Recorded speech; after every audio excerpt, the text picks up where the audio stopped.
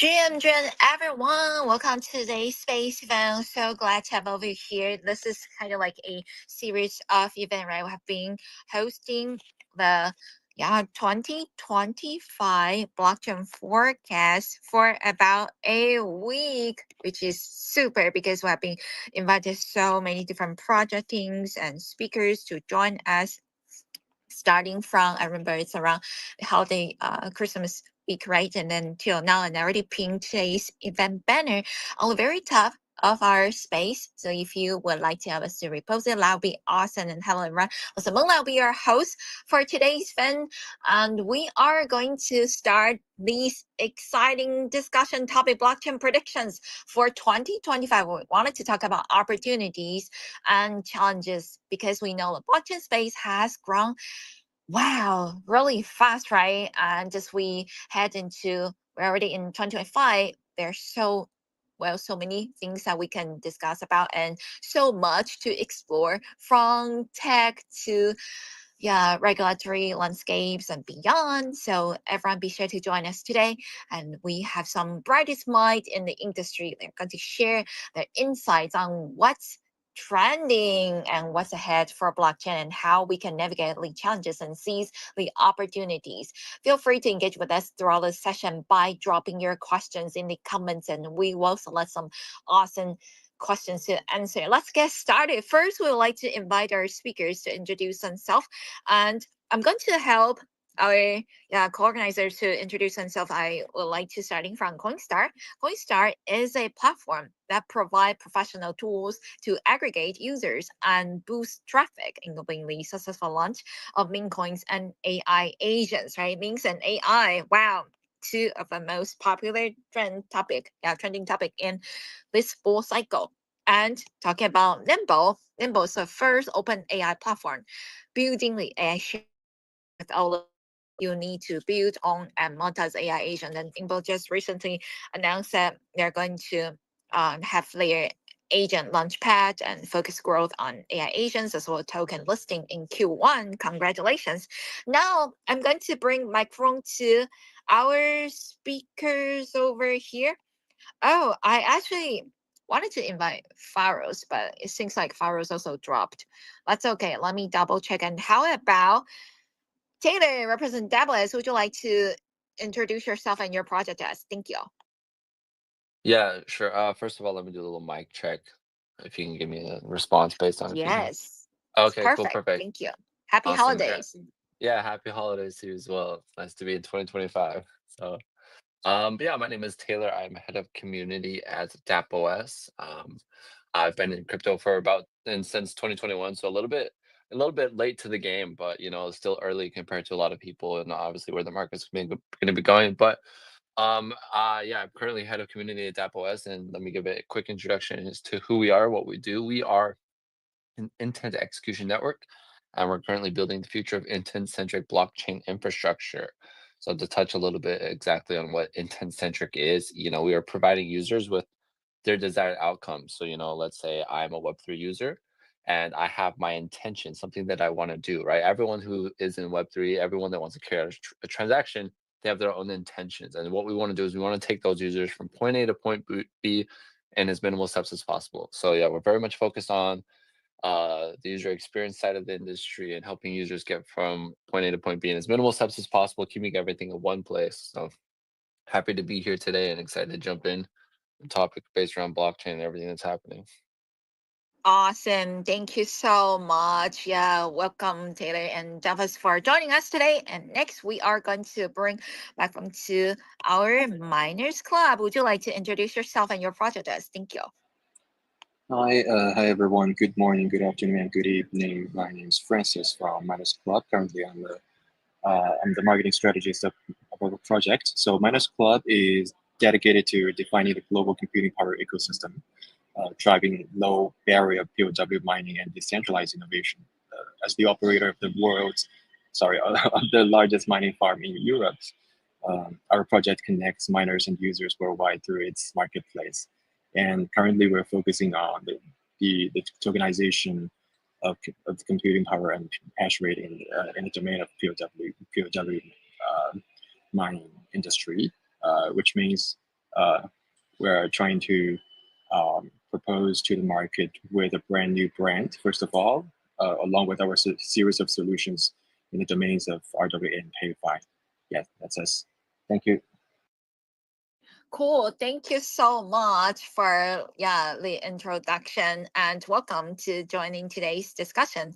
Next, we would like to invite Faros to introduce yourself and your project as. Thank you. Hello. Can you hear me now? Yes, we can hear you. Hello. So great. Yeah, hello everyone. Yeah, so Pharos is a full stack parallel blockchain. We are with unique hyperparallelism approach across the almost all the components in blockchain, including consensus, execution, storage, and hardware.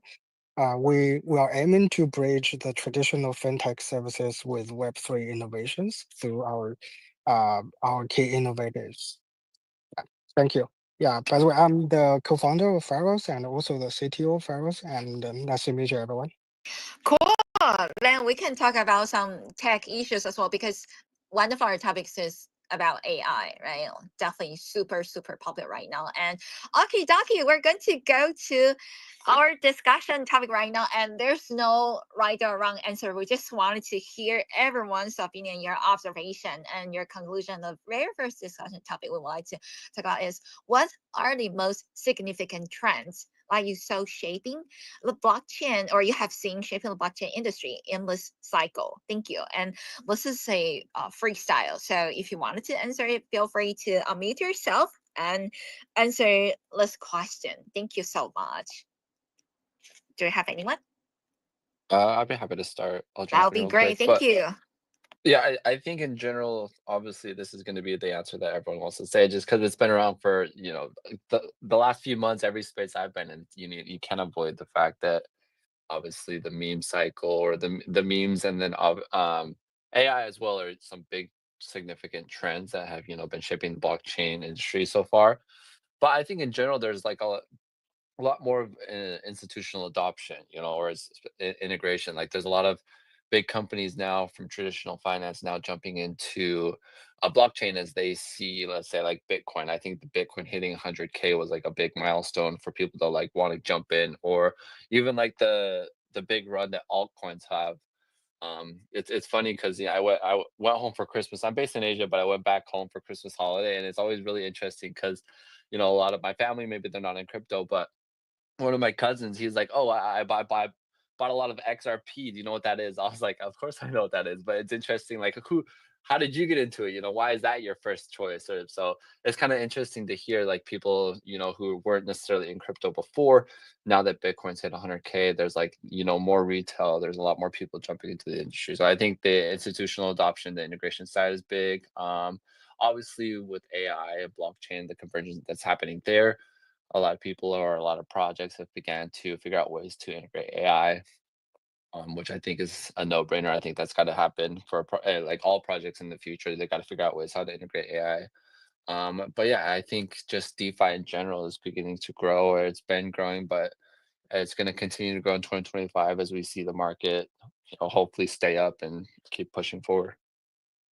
Awesome. Thank you so much, Taylor, for sharing your observation with us. And we would also like to check if Miners Club or Faros wanted to answer this one. I can also share mine because this cycle, of course, just like Taylor said, I have seen AI and meme coins everywhere, but also seeing the rapid growth of layer 2 solutions. And also trend chain abstraction, right? And really, really hope that perhaps by the end of this cycle, we really could use our wallets super conveniently, and we don't have to worry about, I need to cross chain and to prepare at least gas fee or that gas fee because it's going to be trend abstraction. I hope this will become true pretty soon, because payment, right, or trading has been kind of like a headache for a lot of new users who wanted to join Web3 space. Thank you.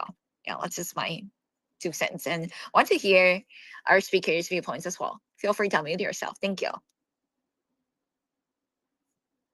Yeah, I would say that I agree with DFOS opinion that we are also seeing a lot of the big players are entering this game, including many fintech giants, banks, and even government institutions.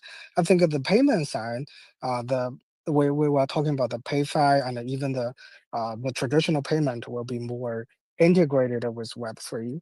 Uh, Nowadays, we recently I'm using some of the crypto card for offline payments. That was great, and we should say that we will be more. It will be more convenient if we want to use crypto to pay our daily life services and merchants.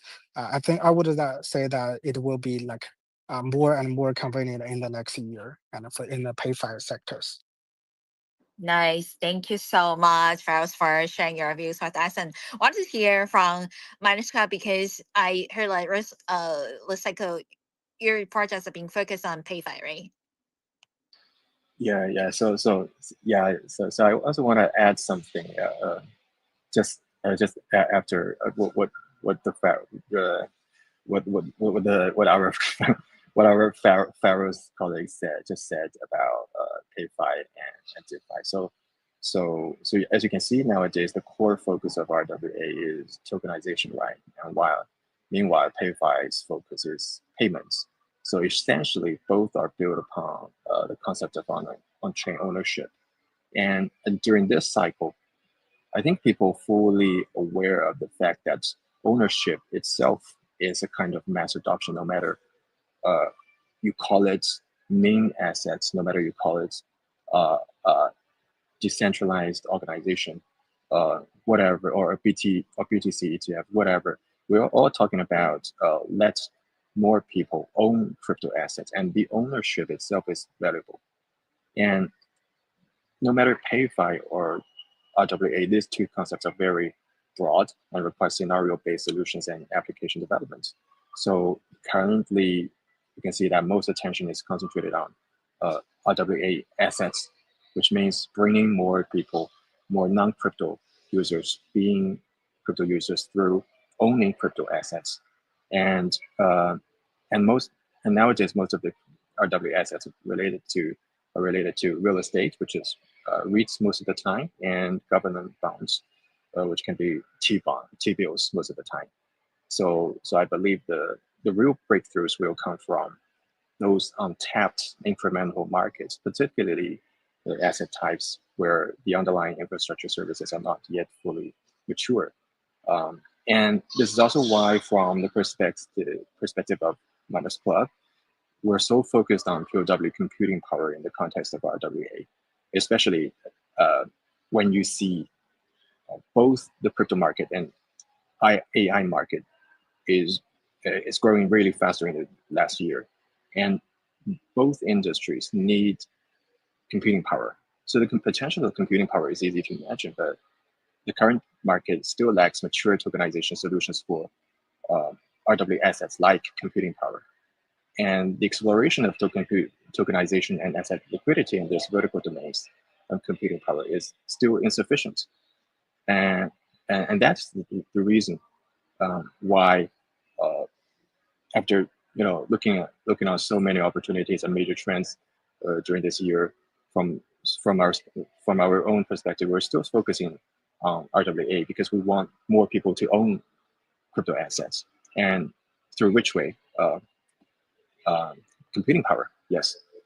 So the major trend, in a word, ownership of cryptocurrency for more people. Yeah. Cool. Thank you so much for sharing your views with us. And certainly, right, we agree with all the speakers that you observe so many fascinating trends and in the Web3 space, and that could increase the interoperability, integration, or enhance scalability solutions and PayFi, right? And those part are expected to redefine the blockchain landscape. And it's also very clear that this year holds immense potential for innovation and growth, because wow, really, well, I would say right now we should have divide our timeline, right? Like pre-AI era and post-AI era. It's huge different. Thank you so much, everyone, for sharing your views with us. And next, we are going to talk about the second discussion topic. What do you see regulatory frameworks evolving globally in the cycle, and what impact do you think like have on blockchain adoption? Because recently it's kind of like eyes on the US regulatory, right? Donald Trump is going to come to White House. I believe it's on January 20th, right? Which is pretty soon. So what do you think the White House will do, the Trump government will do, and also what do you think other countries will also do it, right? If you wanted to share your viewpoint, feel free to share your idea with us. Thank you. I'd be happy to jump in. I mean, That I would be think like great.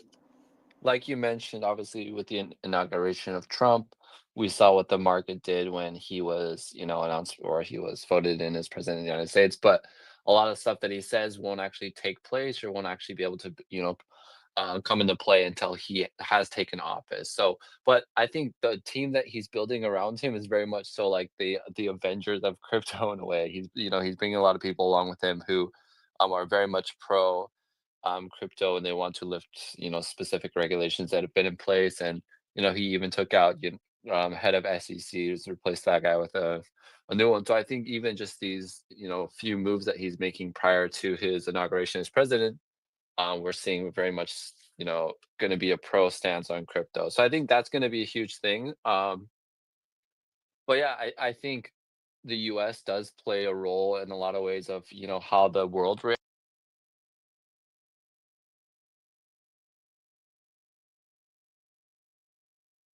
Oh, Taylor, we lost you or like for a few seconds. And now you're can back.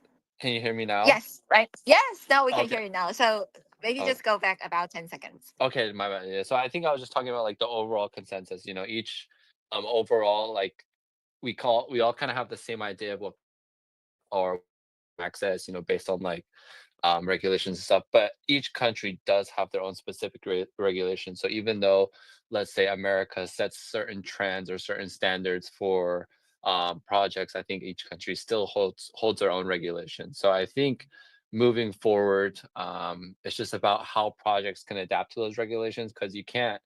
As we've seen, if you if you're a project and you completely ignore those regulations, obviously it's going to be very bad for your project. But I think yeah, alongside obviously regulatory changes, I think a lot of people are going to focus on stablecoin. I think that's something that's not going to go away. Whether if you're new to the industry and you're not like a big trader, or let's say you're not a Bitcoin believer, Ethereum believer, you can always use stablecoins in many different ways. I think there'll be a lot of growth in regards to stablecoins, or how exactly those will become more of a utility. But yeah, I think there will be more increase in institutional participation. Kind of like I mentioned in the first question, there's more eyes on the industry with Bitcoin hitting 100,000. More eyes means more regulations, just because if there is more people, there's going to have to be more control in certain areas. But I think moving forward, it will be more crypto friendly with these regulations. But there's going to be more eyes, so that could be a good thing and a bad thing.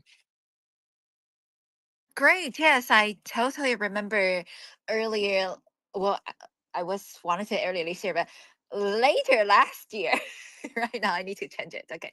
So earlier in the last year, Pump Fund was super popular because of their live streaming, right? They're, oh my goodness, super amazing. Well, and some strange live streaming. So, and then a lot of people were worried about that if it's progress, right? Continue to become like that, then, well, eventually, a lot of the regulators will eyes on blockchain and then might shut down the platform, right? That's quite a big concern about that as well. So yeah, thank you so much, Taylor, for sharing your views with us. And I would like to check with our other speakers. Would you like to talk about regulations in your area, or you wanted to kind of like share the framework evolving globally during this cycle? Thank you.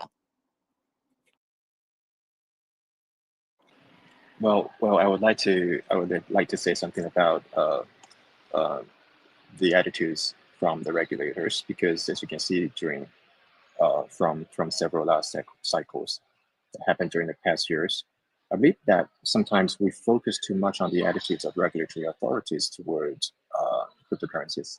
The reason why I say that is that one of the core values of cryptocurrency is actually decentralization, which embodies the spirit of a decentralization, both at the macroeconomic level and the organization level, right?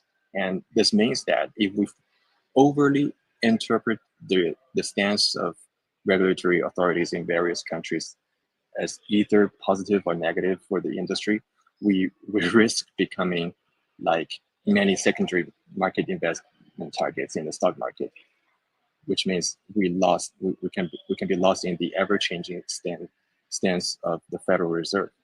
So I would rather say, I'm not saying taking care about the attitudes of regulatory authorities is not important. I would like to say, despite the attitudes from the regulators, we should more focus on our own staff, which is bringing core value of cryptocurrency and crypto assets to the full market, to bringing the real value to our users based on a decentralization oriented mindset. Yes. Got it. Thank you so much for sharing your views with us, Miners Club. And we would like to check if Faris wanted to also, talk about the global regulation. Yeah. Yeah, sure. So I think we are entering kind of a dilemma right now. So because we want mass adoption, we need to collaborate with regulator, right?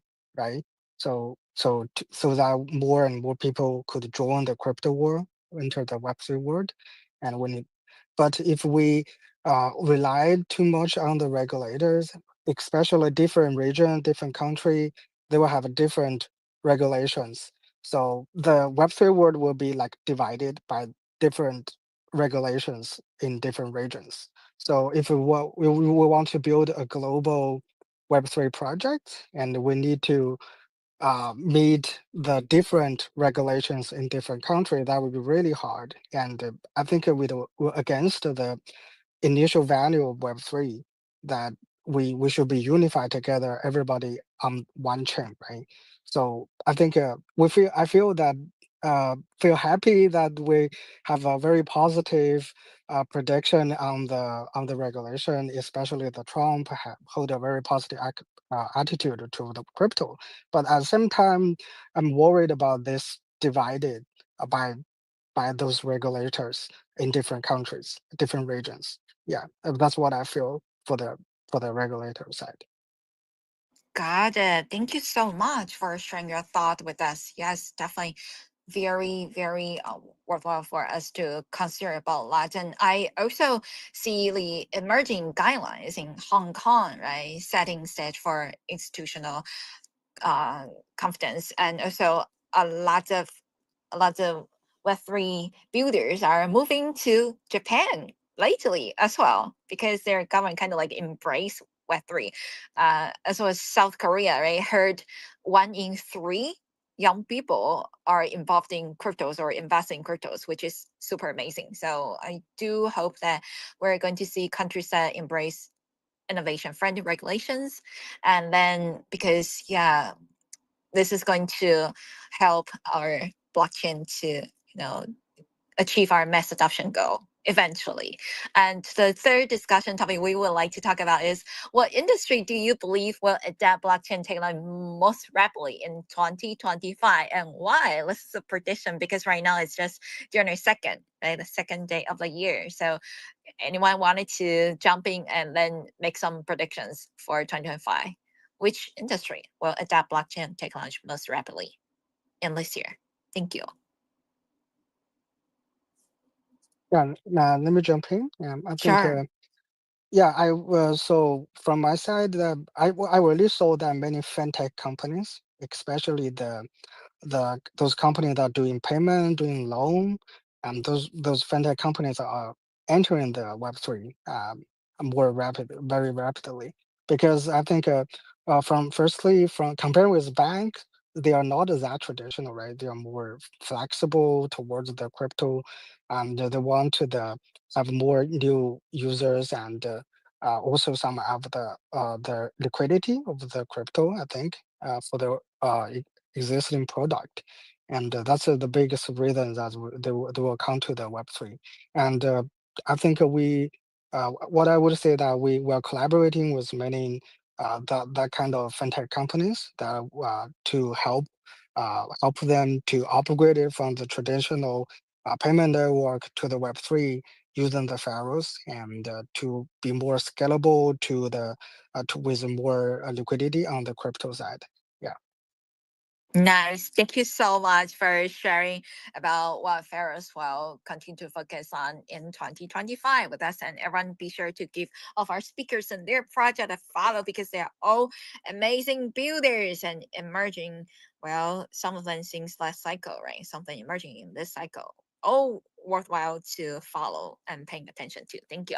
And any project wanted to talk about, which industry do you believe will adapt blockchain technology most rapidly in this year? Thank you.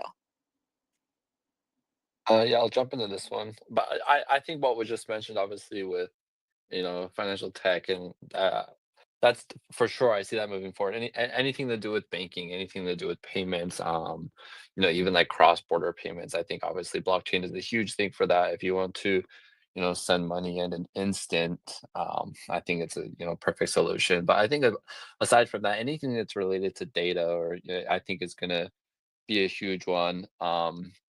Like supply chain or logistics. I think once big companies, like Amazon or Alibaba, some of these massive giants, that rely heavily on logistics and data and tracking, things like that. I think eventually, it might be a few cycles ahead, but I think once they're able to track that kind of stuff on blockchain, it's going to be more secure, it's going to be more safe, it's going to be very accurate. And I guess along those same lines, healthcare is one of the things that I've talked about before in regards to like blockchain, and how all of that data that's stored, at hospitals, or all the information that people are required to give when they enter an emergency room or a hospital, there can be a lot of solutions based on, if all that information was stored on the blockchain, or if you're able to access it on the blockchain, it could save, in a lot of ways it could actually save lives, just based on like the amount of time that you spend, let's say, at the emergency room, just trying to find all of the data that you need. Whereas if everything was stored on the blockchain, and these industries like healthcare, like I mentioned, were able to pull that information at the drop of a dime, I think that would be a big one. But hey, who knows? I think with these, outside of finance, these other industries, it might take a little bit longer. But we've already seen huge tech giants like Samsung, starting to introduce things like AI, or even starting to lean towards blockchain or autonomous. I guess AI more so, but hopefully in the future we'll see a lot more integration with blockchain. So I think, yeah, those are the few that I see becoming, will adopt more so blockchain in this coming year. Amazing. Thank you so much, Taylor, for sharing your viewpoint with us. And we would also like to hear from Miners Club. Would you like to share your prediction? Okay, so I'm going to say my conclusion first of all. I think uh, as other guests already said or mentioned something or mentioned um,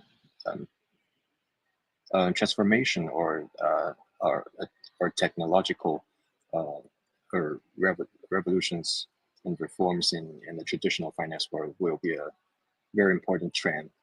And I think when discussing mass adoption or major trend nowadays, definition itself. Why do I say this? Because our earlier definition about adoption was essentially translated into quantifiable product metrics such as daily active users, monthly active users, or TVLs. But however, this definition of adoption is extremely narrow. If we place the adoption of crypto assets in a broader context, the development path becomes much clearer, which is ownership, as we just mentioned. Enabling more individuals and institutions to own assets. The act of ownership itself is very meaningful. For example, a few years ago when I was in West Africa, I found that locals generally lack trust in their national fiat currencies, but they're extremely interested in receiving US dollars or euros. It doesn't matter to them whether these assets are deposited in a telecom company's account or deposited in a bank account. They just care about whether their assets can avoid this kind of severe depreciation, like their own national currency.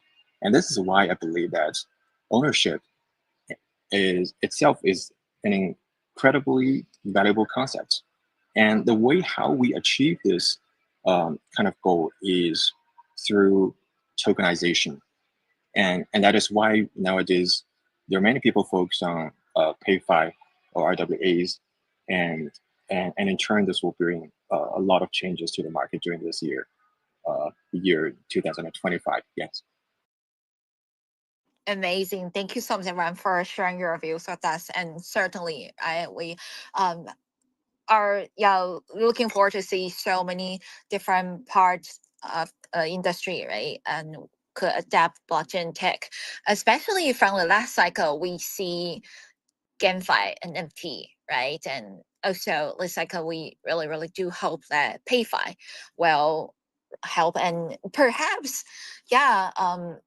supply chain management, right, will also adapt blockchain rapidly. And because we wanted to leverage its transparency, right? And also maybe some industry will also use blockchain to for more secure data sharing, right? And some variable credentials. We are going to see that as well, and we might going to see as well, right? Thank you so much, everyone, for answering this question. And next, we're going to talk about layer 2 solutions, because, well, as we all know today, Ethereum gas price is super high because it seems like everyone's minting a certain collection of NFTs, right? So how will advancement in layer 2 solution impact scalability and transaction cost in the cycle? What do you think? Feel free to unmute and share your views with us. Thank you.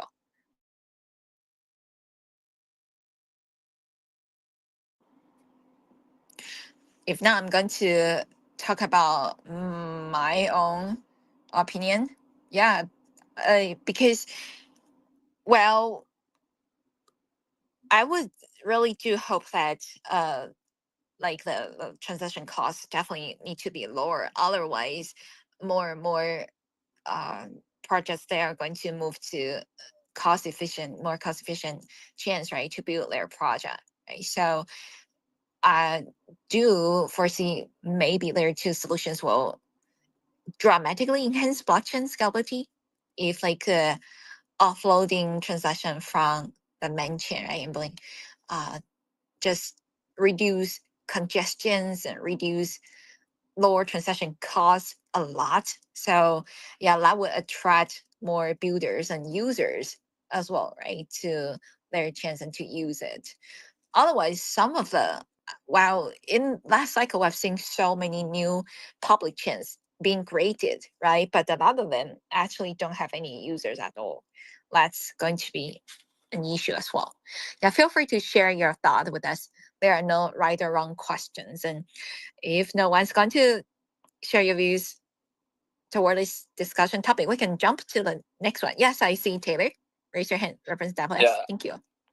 I think what was mentioned in the question is obviously scalability. And I think that's always going to happen with obviously Web3 is always growing. It's very much tech focused industry. Tech is always advancing. So with those advancements, with the technological improvements comes scalability. And a lot of times things get faster, but if things get faster, there's more processing power, there's more fees that are involved. But obviously in a perfect world, we hope that things get faster, everything gets cheaper, and there's ways that people are doing that, and there's ways that projects are moving towards that. um but yeah, I think, like I mentioned, in a perfect world, we want to be able to be on the fastest chain, we want things to be moving at the fastest speed, and we want to pay as little money as possible. And I think there are projects, there are ways that we're moving to that, but I don't think we're quite there yet. um so yeah, but I think the more that a project, or the more that um the industry is able to reduce those transaction costs, it's going to be able to, enable more of mass adoption. As a lot of people who are not currently involved with Web3, if they do jump in and then now they have to pay some sort of gas fee with the token they've never even heard of, or a token that they don't own, things get complicated. So I think the easier that we make things, with like these layer two scaling solutions and making everything a lot easier, as things, as scalability increases, hopefully things get, because I think with scalability, things getting bigger, the industry growing, but at the same time, we have to figure out how to keep it simplified just so we can enable that mass adoption, just so we can keep transaction costs lower as well. That is exactly an issue, right? We sometimes need to, because we need to pay for the gas fees on certain chains, and we need to go buy some tokens that we never going to use otherwise. Right? Thank you so much, Taylor, for pointing that out. Oh my, that's definitely a pain point. And I see Faris raise your hand. Thank you.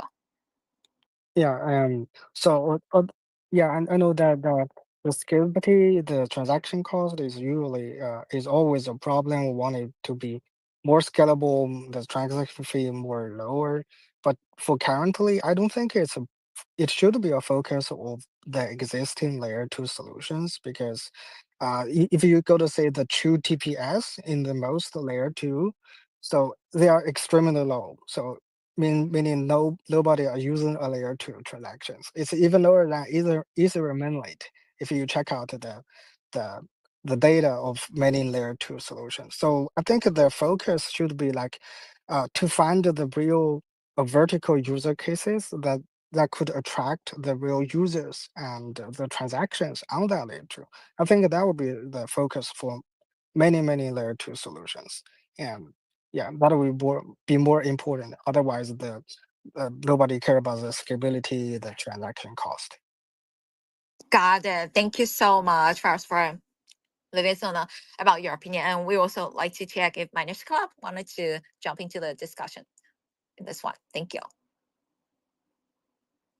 Well, I think previous two guests already made a very good, made very nice conclusions about the prospects of layer two, and I fully agree with both of them.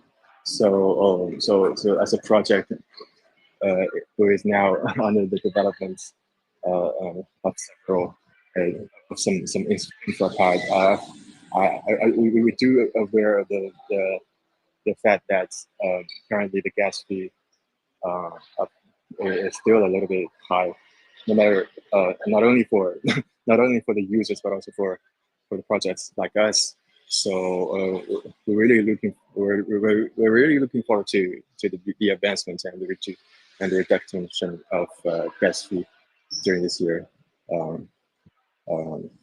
If layer two can progress, yeah. Thank you so much, Aaron, for sharing your views in this topic. And yes, certainly, we do hope that, uh, well, there are two solutions, right, play a very important role in improving scalability and making blockchain more accessible to users worldwide, and or perhaps chain abstraction, right? There are no different layers and no need to use by different gas fees or tokens to pay for the gas fees. That would be amazing. Then next discussion topic, want to talk about DeFi because we have several DeFi projects over here. So what role will DeFi play in shaping the blockchain ecosystem in this cycle? We remember in the past cycles we had the DeFi summer, right? How about in this cycle? What do you think? Feel free to share your views with us. Thank you.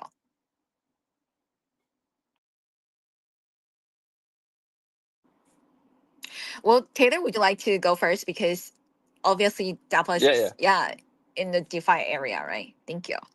No, for sure. I think DeFi is something that we stand by, or from day one. There's a lot of times people kind of look at like centralized finance and DeFi as like black and white or hot and cold, but it's not always that way. Like obviously, as we remain truly decentralized, we do want to give users the feeling of centralization. We want to give them that ease of use, and that's where like the whole user experience comes in. But I think just basically on, I'm going to touch a little bit on like remaining decentralized, but having the really good user experience, creating intent, giving users the intent, the ability to use intent centric. But I think along those lines with the increased user experience just comes institutional adoption and integration. I think not specifically with app os but in the whole industry as well.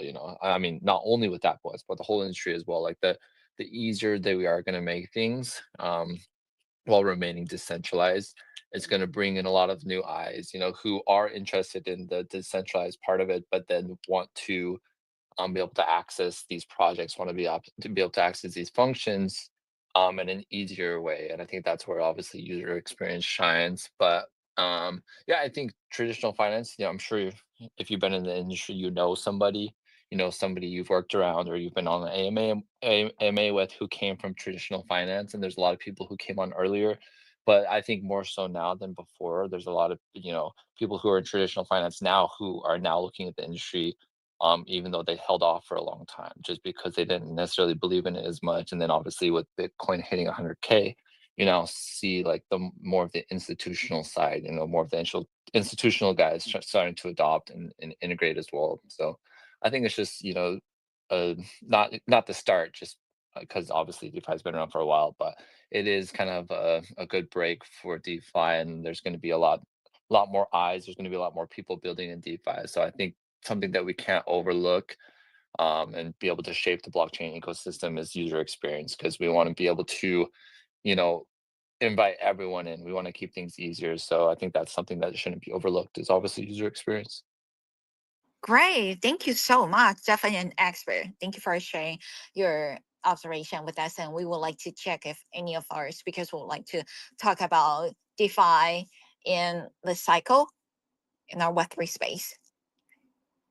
If not, we can go to a very last discussion topic because it's just about time to wrap up our space event with Web3 and AI, right? Blockchain and AI. So how do you see blockchain integrating with AI technology in the cycle? Because on my timeline on X, it's all about AI agent. And I remember a few days ago, the crypto Twitter mindset, right, was like, wow, the top topic is definitely AI. And also on the in terms of blockchain activity, right, 50% of the money, right, with the funds were on Solana, right? Because everyone's buying a lot of AI agent cryptos over there, agent mint tokens over there. So what do you think about this gen? And are there any other ways that AI and Web3 could like combine together beyond just AI agent mint tokens? Feel free to share your viewpoints or predictions with us. Thank you.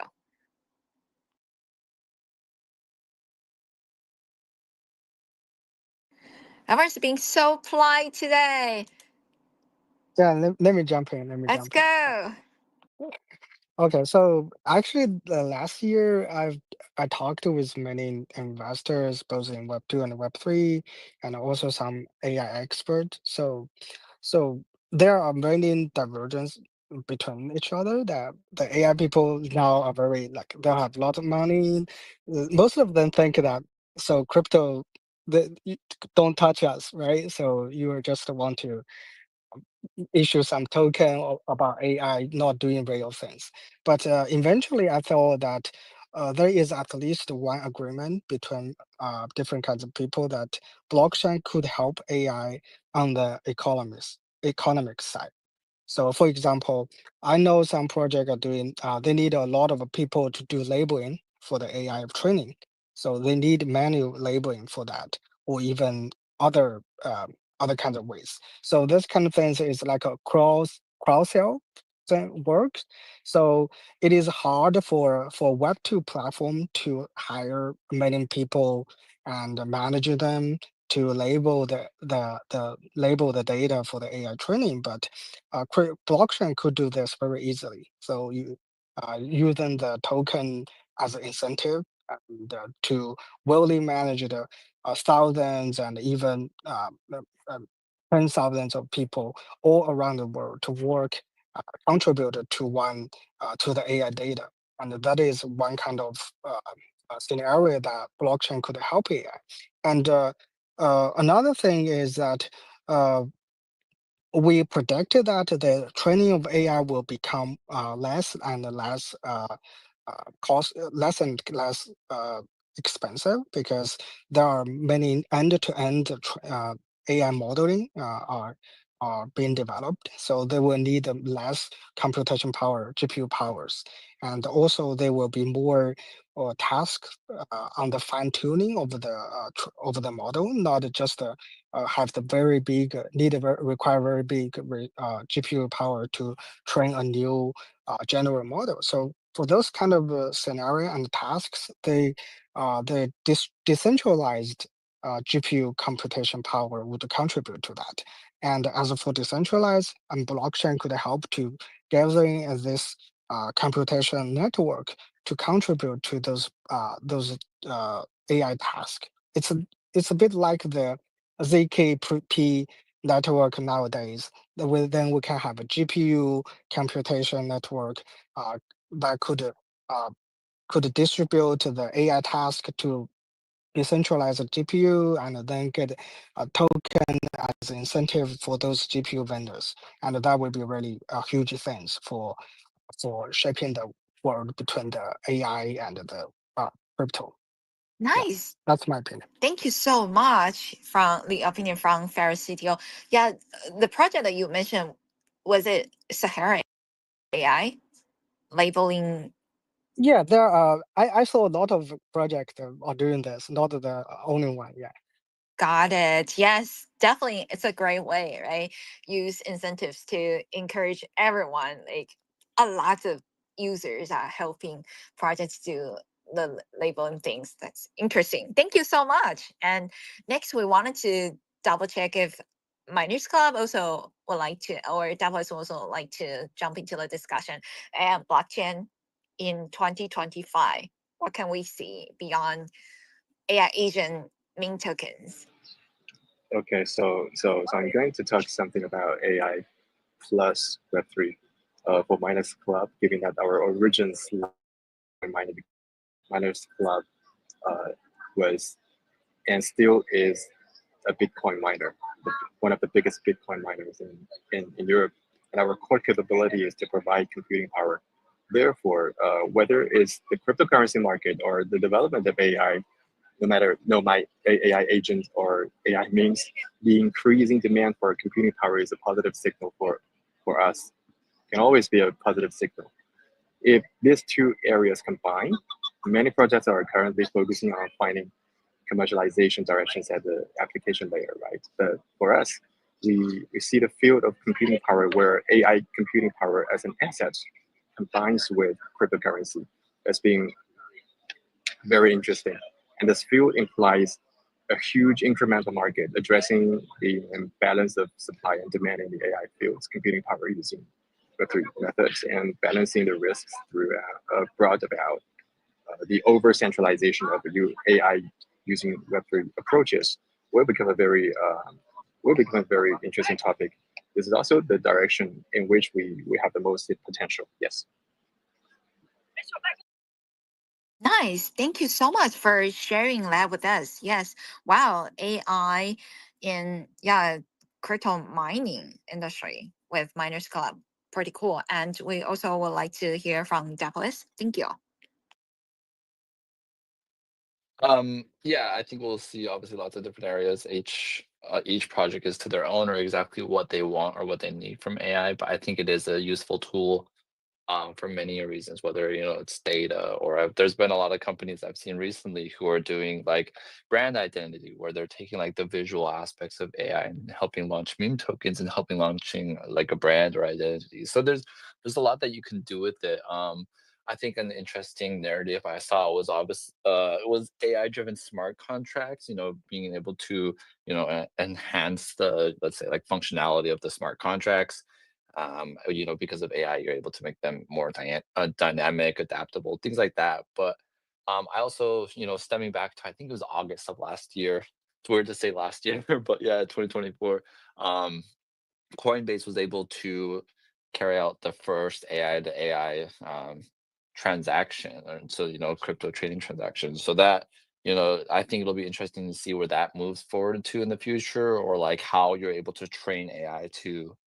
When it comes to like trading, I guess you would be able to train AI, and they'd be able to figure out like your trading habits. Everyone's a different kind of trader. Everyone sells at different points. Everyone holds. So it might be interesting to see that kind of thing because especially with meme coins and the with how fast they move, you could take a nap in the afternoon for 25 minutes. The next thing you know, the candlesticks are dropping. So if we were able to train AI to follow along with your trading, customs, things like that. But who knows? I think there's lots of different ways that it's going to be used in 2025.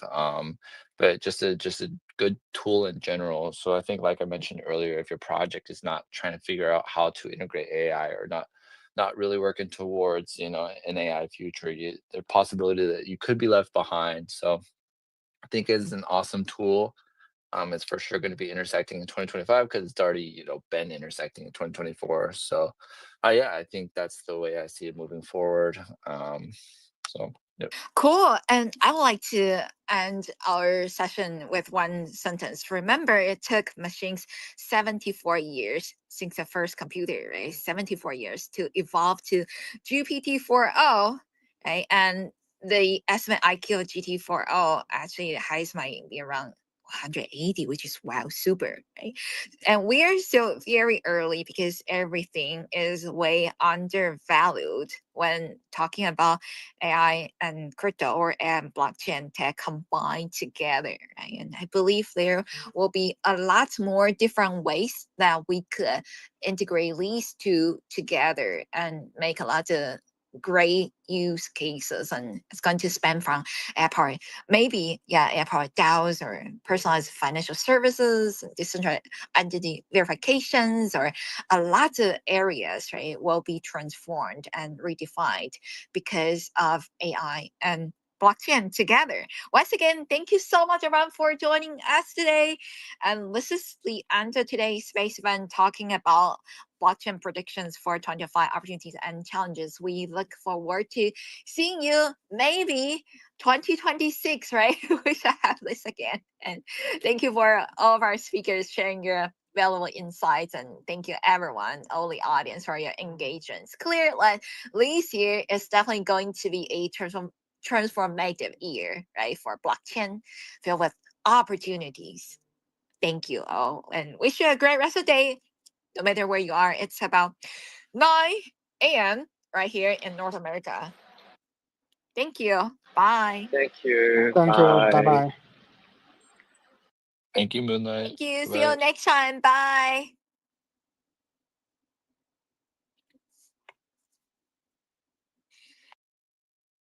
Of course, all of our audience, be sure to give our speakers a follow. Thank you.